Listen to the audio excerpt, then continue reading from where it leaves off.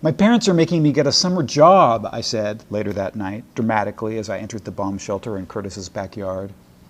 It had been dug by the previous owners of the house back in the early 1960s, but abandoned until Curtis had talked his parents into letting us turn it into, well, we used to call it our clubhouse, but we were too old for that now. So let's call it a hideaway. Curtis and Hannah were already inside the bomb shelter, but they weren't reacting the way I thought they would, outraged and indignant on my behalf. No, they were both slumped back into the couch. What? I said, confused.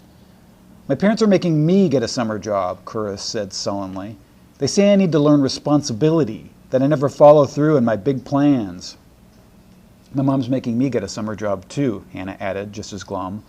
She says I'm too rigid, too risk-adverse, that I need to get my head out of my books and into the real world. This was interesting.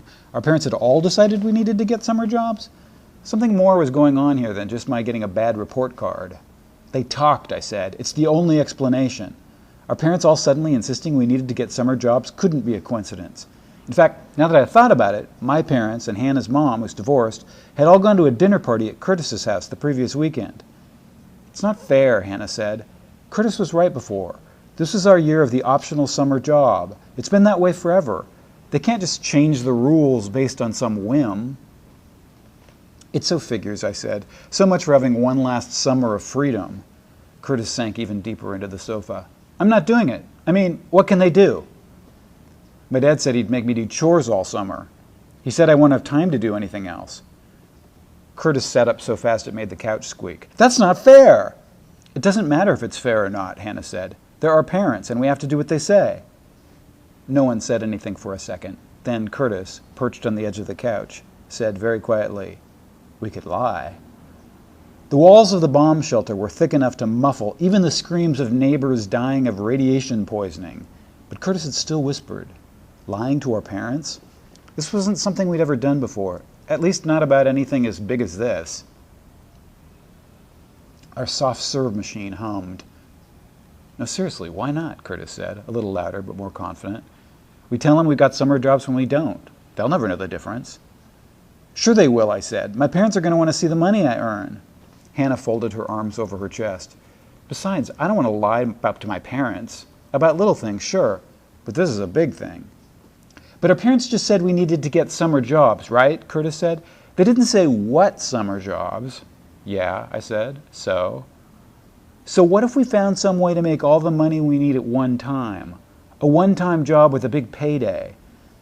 I don't see what difference, Hannah started to say. The difference is we'd still have a job, so we'd be telling a little lie, not a big one, like you said.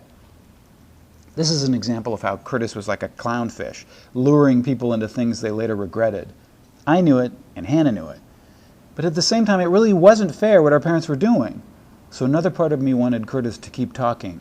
I guess this is how these things work. Clownfish wouldn't lure anything anywhere if the enemies weren't really pretty. Look, Curtis went on, it's already not fair we're being forced to take jobs we don't want to make money we don't need. But it's really not fair that the only way we can make that money is through some dreary minimum wage job. What about the creativity and smarts we need to pull it off another way? Shouldn't we get credit for that? He has a point, I said to Hannah. How much money are we talking anyway? Hannah didn't say anything for a second, and I wasn't sure if she was calculating the answer or still considering the consequences. Then she said, $10 an hour, 40 hours a week, 10 weeks between now and Labor Day, times the three of us, about $12,000. Curtis grinned. That's it? That's the price of one last summer of freedom? We could totally get that. What do you have in mind, I asked, robbing a bank?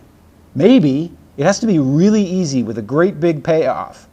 Get rich quick, you mean? Hannah said. Yeah, that always works. No, Curtis objected. Well, yes, but we'll be different. We'll be smart about it. Yeah, Hannah said, because no one ever says that either.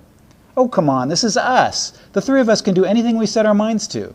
How do you think we got all this cool stuff in the bomb shelter? Curtis had a point about this, too. None of us had any real money, but we definitely knew how to rock a garage sale. Hannah wasn't convinced. But even if we do invent fake jobs and make $12,000 in one big payday, our parents are still going to expect us to go to work every day. So what, Curtis said. We come here exactly like we would have done anyway. My parents and sister work all day, so we don't have to worry about them seeing us. Can I just say, I already love this plan. I tried to work all through this in my head. So if my parents ask, I tell them I got a job as a lifeguard at the pool? Curtis jabbed an excited finger at me. Exactly! Then you pick up a fake uniform and you occasionally complain about kids peeing in the water. Hannah, you can work at KFC. We can pick you up a t-shirt somewhere, maybe wear a Band-Aid now and then from when you burned your hand on the deep fryer. As for me, I want to do something outside, work on my tan a bit. So I think maybe I'll mow lawns at the country club.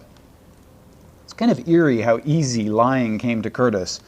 On the other hand, the idea really did make a certain amount of sense. I don't know about this, I said, torn. I think it's a terrible idea, Hannah said. Curtis sank back into the sofa, totally relaxed now. This will all be a piece-o' cake, trust me. Even if you're right, Hannah said, saying we have summer jobs is the easy part. Where do we get the $12,000? It has to be legal. Of course it'll be legal, he said, like he was deeply personally offended by the suggestion that it might not be. But we may not even need the money. Hannah looked confused. Huh? Oh, you know adults, how susceptible they are to peer pressure. Our parents all had dinner together, they got to talking, someone said something about how their freshman kids should all get jobs this summer. Then they got all excited and started looking for reasons why it was a good idea. But in 2 days they'll have probably forgotten about the whole thing. Curtis had a point. Once my mom had forgotten about this big presentation she'd been supposed to give to her coworkers, and she had to make the whole thing up on the spot. And once my dad bought an expensive health club membership, went twice, and then suddenly experienced selective amnesia, where all traces of the health club membership were completely forgotten.